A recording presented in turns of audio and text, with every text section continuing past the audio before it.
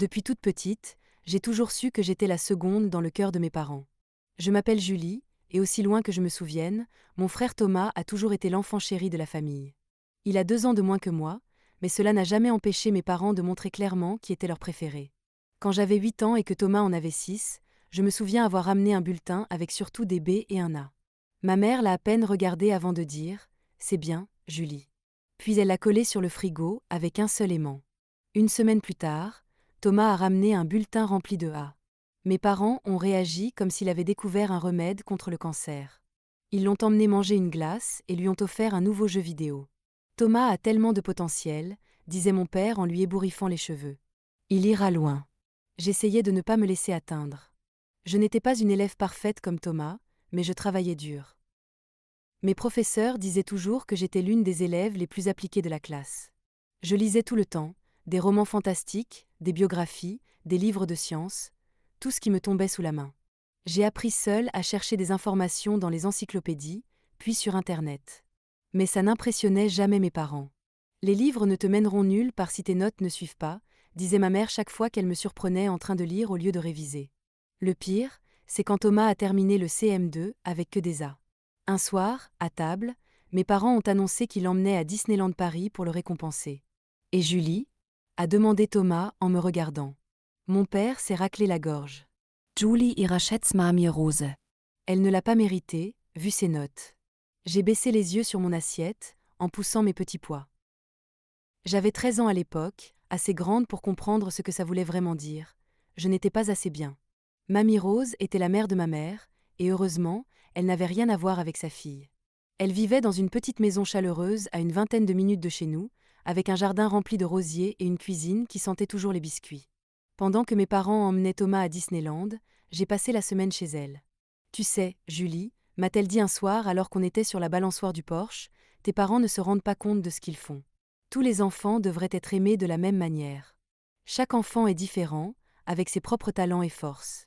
Tes parents croient bien faire avec Thomas, mais au fond, ils blessent vous deux. Ma relation avec Thomas était compliquée. On n'était pas proches, mais il ne m'a jamais maltraitée. C'était le seul dans la famille à me traiter comme une personne normale.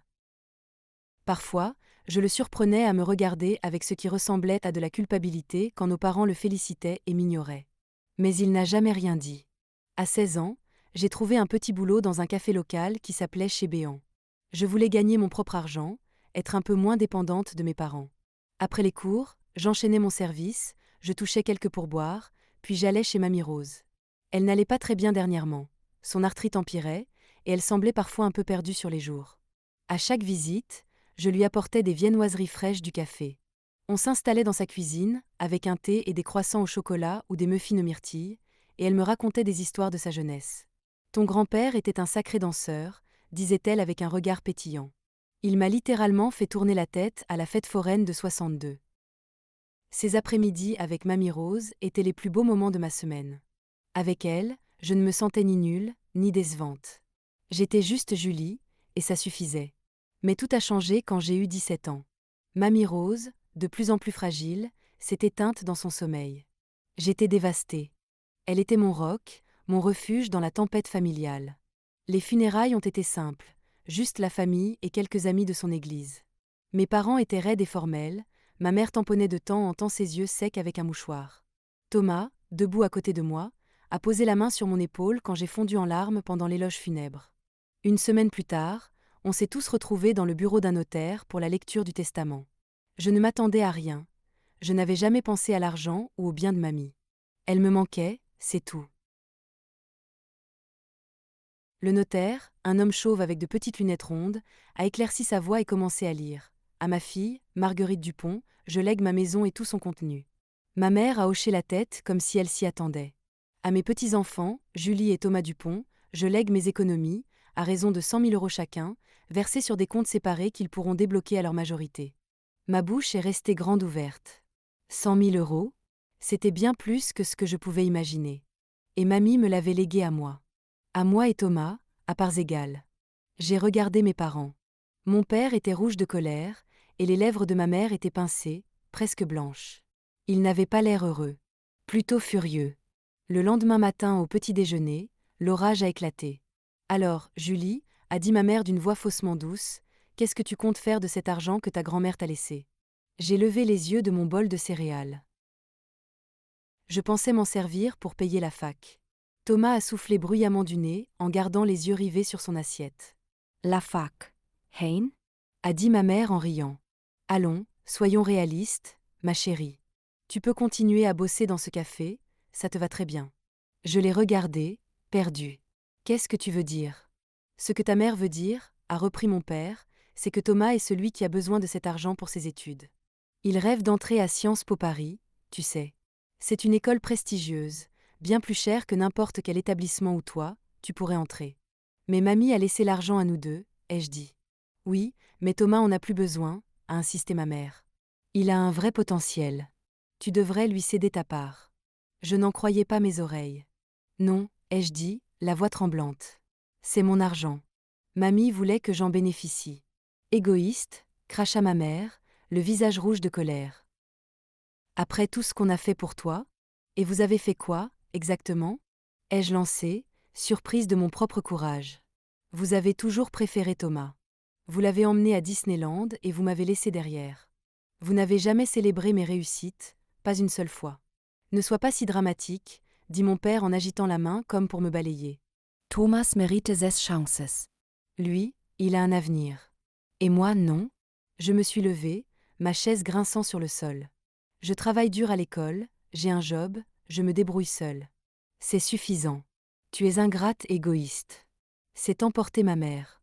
Thomas a plus besoin de cet argent que toi. J'ai regardé Thomas. Il fixait toujours son assiette, refusant de croiser mon regard. Ce n'est pas ta faute, lui ai-je dit. Mais je ne renoncerai pas à mon héritage. Je suis sortie de la cuisine, le cœur battant. Les jours suivants, mes parents m'ont ignoré. Ils passaient devant moi dans les couloirs sans un mot, parlaient autour de moi à table comme si je n'étais pas là. Thomas me lançait parfois des regards désolés, mais il ne disait jamais rien. Une semaine après notre dispute, je suis rentrée plus tôt de mon service au café. En passant près de la chambre de mes parents, j'ai entendu leur voix étouffée. Je me suis arrêtée sans intention d'espionner, mais j'ai entendu mon prénom. Cet enfoiré de notaire a dit qu'on ne pouvait rien faire, disait mon père. L'argent est à Julie, et elle seule pourra y accéder quand elle aura 18 ans. Il doit bien y avoir un moyen, insistait ma mère. On ne peut pas laisser tout cet argent gâché sur elle. Thomas a besoin de ça pour Sciences Po. Je sais. Mais légalement, on ne peut rien faire. Je me suis reculée, le cœur battant. Ils avaient consulté un avocat pour essayer de me prendre mon argent. Le choc a été brutal. Ils ne faisaient pas que favoriser Thomas. Ils essayaient activement de me nuire. À partir de ce jour-là, j'ai commencé à compter les jours jusqu'à mes 18 ans et le bac. J'ai pris plus de services au café, économisé chaque centime. J'ai postulé dans plusieurs universités, en me concentrant sur celles ayant de bons programmes de gestion financière. Je n'ai rien dit à mes parents. Quand le jour de la remise des diplômes est enfin arrivé, je n'ai ressenti que du soulagement. La cérémonie avait lieu dans le gymnase de notre lycée, décoré de guirlandes bleues et or. Assise parmi mes camarades en toge et mortier, j'ai scruté la foule. Les sièges réservés à mes parents étaient vides. Après la cérémonie, tout le monde prenait des photos et tombait dans les bras de leur famille. Moi, je restais seule, mon diplôme serré contre moi. Puis j'ai senti une main sur mon épaule. Félicitations, sœurette, dit Thomas avec un sourire un peu maladroit. Thomas? Qu'est-ce que tu fais là? Où sont papa et maman? Il haussa les épaules. À la maison. Ils ne voulaient pas venir. Je suis partie en douce. Ils savent pas que je suis là. J'étais surprise par son geste. Merci d'être venu. Ways. Tu mérites que quelqu'un soit là pour toi. Et, je suis désolée pour tout, tu sais, l'argent et tout ça. J'ai hoché la tête, sans savoir quoi répondre. Ce n'était pas sa faute. Mais il n'avait jamais pris ma défense non plus. Le lendemain, mes parents ont lancé leur bombe finale. Tu as 18 ans maintenant, a dit ma mère à table, d'une voix glaciale. Tu as accès à ton argent. Tu dois partir. Je les ai regardés, elle puis mon père, qui hochait la tête. Thomas regardait encore son assiette. Quand? Ai-je demandé, la voix calme. Le plus tôt serait le mieux, répondit mon père. Demain, ce serait parfait. Je m'y attendais. Mais ça faisait mal quand même. J'ai simplement hoché la tête, me suis levée de table et suis allée faire mes valises. Je n'ai pas pleuré. J'en avais fini de pleurer pour des gens incapables de m'aimer. Le lendemain, j'ai utilisé une partie de mon héritage pour louer un petit appartement. J'ai mis mes affaires dans ma vieille voiture cabossée, et je suis partie sans dire au revoir. Thomas m'a envoyé un message plus tard. Je suis désolée. Ils ont tort. Dis-moi si tu as besoin de quoi que ce soit. Je n'ai pas répondu. J'étais trop vidée. Cet été-là, j'ai fait des recherches sur les universités et j'ai choisi l'université d'État, dans la région voisine. Elle avait un excellent programme de gestion financière. Ce n'était pas Sciences Po, mais c'était une bonne fac, et j'y avais été acceptée avec une bourse partielle. En août, j'ai emménagé en résidence universitaire, payé mes frais de scolarité avec mon héritage, et il me restait encore une bonne somme. Ma colocataire, Alicia, venait du sud de la France et dépensait comme si l'argent poussait sur les arbres, nouvelles fringues, resto chic, concerts. Mais Mamie Rose m'avait appris la valeur de l'épargne. Je faisais attention à mes finances. Je n'avais plus aucun contact avec mes parents. Mais Thomas m'appelait parfois. Il me parlait du lycée, de ses potes, des trucs normaux entre frères et sœurs. Il évoquait rarement nos parents. Et moi, je ne posais pas de questions. 2 ans plus tard, Thomas a eu son bac. Il m'a appelé avec une nouvelle. Maman et papa ont vendu la maison de mamie. Ils utilisent l'argent pour payer Sciences Po, dit Thomas, d'un ton plat. Oh, ai-je répondu, sans trop savoir quoi dire.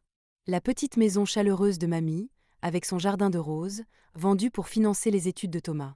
Ça faisait mal, mais venant de mes parents, je n'en attendais pas moins. Après cet appel, Thomas a cessé d'appeler régulièrement. Quand j'essayais de le joindre, il me répondait brièvement, disant qu'il était trop occupé par la fac. À force, j'ai arrêté d'essayer. Je me suis plongée dans mes études, déterminée à prouver à mes parents qu'ils avaient tort. J'ai été diplômée avec mention en gestion financière, et grâce à un contact de mon stage, j'ai décroché un poste chez Durand et Associés, dans la même ville que mon université. Ce n'était pas une boîte renommée, mais c'était un début. Mon premier appartement était minuscule, à peine de quoi caser un lit et un bureau, mais c'était chez moi. J'ai commencé en bas de l'échelle, sur des comptes simples, mais j'étais douée. J'avais le sens du détail et une vraie capacité à trouver des solutions créatives aux problèmes financiers. En 3 ans, j'ai été promue 2 fois. À 27 ans, je dirigeais ma propre équipe. À 29, j'étais l'une des plus jeunes responsables financières seniors de l'entreprise, avec un salaire suffisant pour m'offrir enfin l'appartement de mes rêves. Un T3 moderne, grande baie vitrée, vue sur le parc de la ville. Un jour, mon téléphone a sonné avec un numéro inconnu. Allô? Ai-je dit, pensant que c'était encore une pub. Julie. La voix était plus grave que dans mes souvenirs, mais je l'ai reconnue aussitôt. Thomas? Ouais, c'est moi. Je suis en ville en ce moment. Il y a un café sur la rue principale, le Portail Bleu. On pourrait s'y retrouver à 19h? Je connais. J'y serai. Le Portail Bleu était un café branché, avec des murs en briques apparentes et des plantes suspendues. J'y suis arrivée en avance et me suis installée au fond. À 19h pile, un homme est entré. Je l'ai à peine reconnu. Thomas avait toujours été le beau gosse de la famille. Grand, athlétique, avec la mâchoire carrée de papa et les yeux bleus clairs de maman. L'homme qui franchit la porte était toujours grand, mais amaigri, les vêtements flottant sur lui, des cernes profonds sous les yeux. Tu as changé, ai-je dit franchement. Il a ri sans joie. Ouais, j'ai traversé des trucs. Après avoir commandé nos boissons, il est allé droit au but. J'ai merdé, Julie. Il baissa la voix. Quand je suis arrivée à Sciences Po, j'ai complètement perdu les pédales. Maman et papa ont toujours été si stricts. À la fac, j'étais libre. J'ai fait n'importe quoi, alcool, drogue, tout le package. En 3e année, ils m'ont viré pour usage de stupéfiants. Je le regardais, sous le choc. Ce n'était pas le futur que nos parents avaient prévu pour leur fils prodige. Maman et papa étaient dévastés, a-t-il poursuivi. J'ai passé 3 ans en cure de désintoxication. Je suis sobre depuis 2 ans maintenant. Je suis désolée que tu aies vécu ça, ai-je dit sincèrement. Malgré tout, je ne voulais pas que Thomas souffre. Je n'arrive pas à trouver un boulot correct. Je bosse dans une station-service, mais c'est payé une misère. Je suis venue ici pour repartir à zéro. Je l'ai observé. Tu cherches quoi comme travail? N'importe quoi de correct. Je suis pas difficile.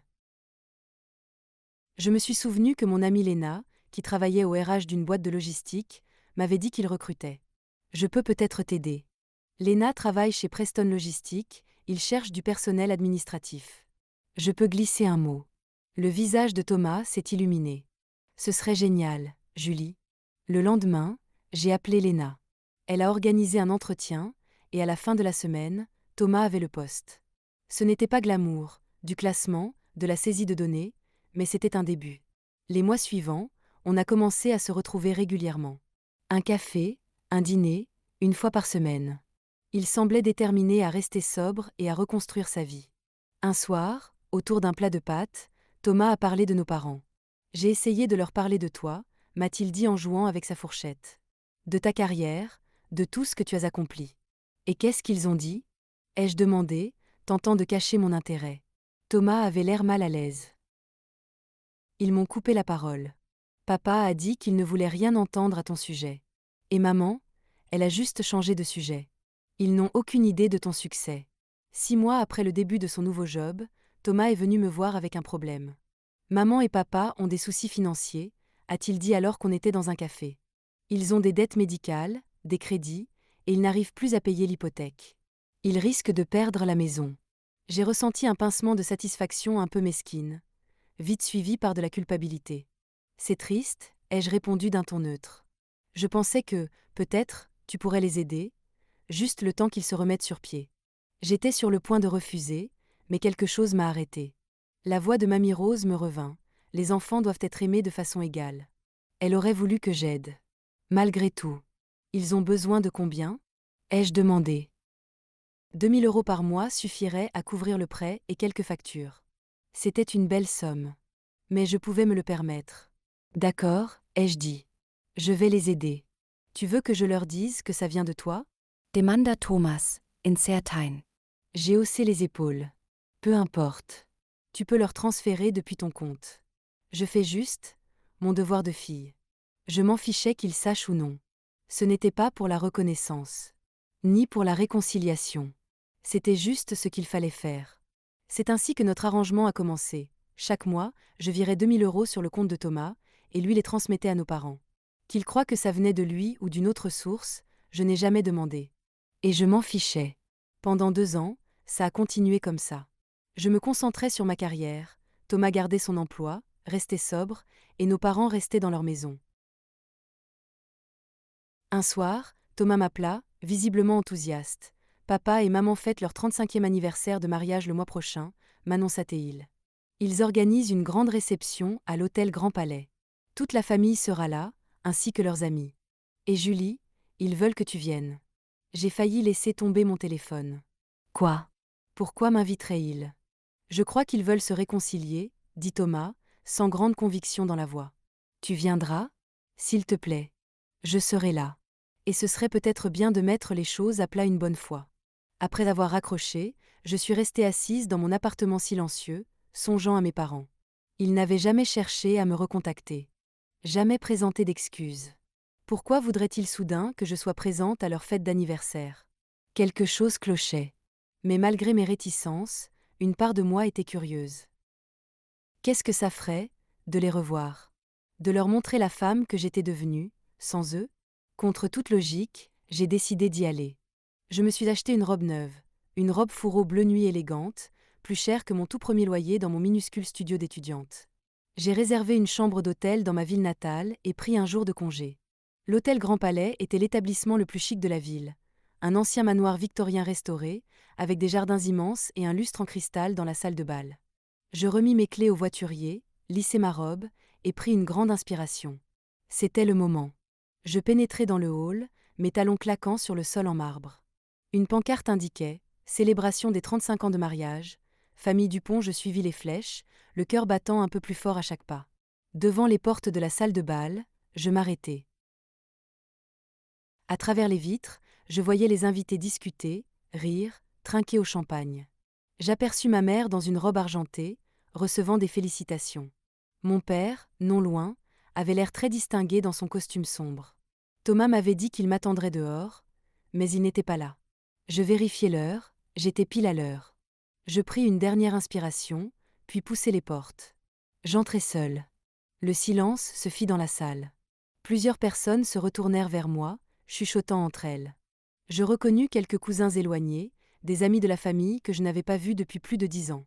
Mon regard se posa sur Thomas, de l'autre côté de la salle. Il me vit, ouvrit de grands yeux, et accourut. Julie, tu es Benjo. dit-il en me prenant dans ses bras. J'allais justement t'écrire.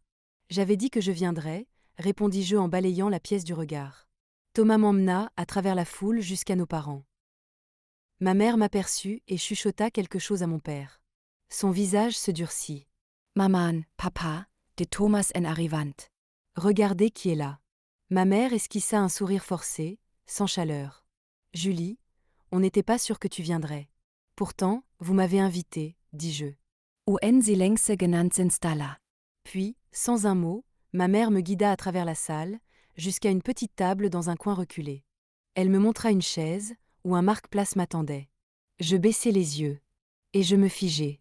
Le nom inscrit, en élégante calligraphie, était « Raté ». C'est une blague ? Ai-je demandé, la voix étonnamment calme. Le faux sourire de ma mère s'effaça. Tu sais très bien ce que tu es, dit-elle assez fort pour que les invités autour entendent. Tout le monde ici le sait aussi. Thomas nous soutient depuis 2 ans, alors que toi, tu vis égoïstement sur ton héritage. Tu ne nous as pas donné un centime. Thomas apparut à mes côtés, livide. Ne fais pas de scandale, murmura-t-il. Assieds-toi. On en parlera plus tard. Je regardai la carte. Puis le sourire satisfait de ma mère. Une étrange sérénité m'envahit. Je pris la carte, hochai la tête, et m'assis à la place qu'on m'avait assignée. Je posai bien en évidence la carte ratée, devant moi, à la vue de tous. Le dîner débuta. Je mangeai en silence, ignoré par les autres convives à ma table. Puis arriva le moment des discours. Mon père parla le premier, remerciant les invités. Plusieurs proches enchaînèrent, avec des vœux chaleureux. Quand les toasts semblèrent se terminer, je me levai, une coupe de champagne à la main. Le silence tomba une nouvelle fois. Le visage de ma mère s'assombrit, mais elle ne pouvait m'arrêter sans provoquer un scandale. J'aimerais dire quelques mots, annonçai-je. À mes parents, pour leur 35e anniversaire de mariage. Jele Weimon Ferre. Beaucoup ici me connaissent comme la déception de la famille. La ratée. Je montrai le marque-place devant moi. Ce que vous ne savez peut-être pas, c'est que depuis 2 ans, j'ai envoyé 2000 € chaque mois à mon frère, pour soutenir nos parents. Des murmures choqués traversèrent la salle. Ma mère devint livide. Oui, continuai-je. Ce paiement du prêt immobilier, c'était moi. Ces frais médicaux, c'était moi. L'argent venait de moi. Pas de Thomas. Il n'était que l'intermédiaire. Je me tournai vers mes parents. J'ai fait ça parce que, malgré tout, je pensais que c'était la bonne chose à faire. Mais maintenant, je comprends que rien ne sera jamais suffisant pour vous. Alors ce soir, considérez cela comme ma démission. Je reposai ma coupe et pris mon sac. Félicitations pour vos 35 ans de mariage. Je vous souhaite encore de nombreuses années, sans mon soutien financier. Je venais d'atteindre ma voiture quand j'ai entendu des voix. J'ai entendu mon prénom. Mes parents accouraient sur le parking, se dirigeant précipitamment vers moi. Julie attends. Cria mon père. Il faut qu'on parle. Il n'y a rien à dire, répondis-je en déverrouillant ma voiture. Tu ne peux pas simplement nous couper comme ça, dit ma mère, sa colère passée ayant laissé place à la panique. On a besoin de cet argent. Vous auriez dû y penser avant de me traiter de raté devant tout ce qu'on connaît. Ce n'était pas ce qu'on voulait dire, dit vite mon père. C'était juste une blague qui a mal tourné. Jairi, amere. Une blague ? Comme quand vous m'avez dit que je ne valais pas la peine d'aller à la fac ? Ou quand vous m'avez mise à la porte, le lendemain de ma remise de diplôme ? C'était des blagues aussi ? Il n'avait rien à répondre. Pendant des années, j'ai essayé de gagner votre approbation, ai-je continué. Et aujourd'hui encore, la seule chose que vous valorisez chez moi, c'est l'argent. Un argent que vous ne saviez même pas être le mien, jusqu'à ce soir. Je suis montée dans ma voiture. Ne m'appelez pas. Ne m'écrivez pas. C'est fini. Une semaine plus tard, Thomas est venu me voir. Je voulais juste m'excuser, dit-il. Ce qu'ils ont fait était horrible. Je ne savais pas qu'ils avaient prévu ça. Je te crois, ai-je répondu. Mais c'est terminé maintenant. Je pensais chaque mot que j'avais dit. Je ne les aiderai plus. Thomas hoch à la tête. Je comprends. Et je ne t'en veux pas. La vie a suivi son cours. Je me suis concentrée sur ma carrière, qui continuait à prospérer. Je suis partie en vacances en Europe, un rêve que j'avais depuis longtemps. J'ai recommencé à sortir, à rencontrer des gens. Reprendre ma vie en main, vraiment. 6 mois après la fête, Thomas m'a appelé avec une nouvelle. Ils ont dû vendre la maison, m'a-t-il dit. Ils vivent dans un petit appartement depuis un mois.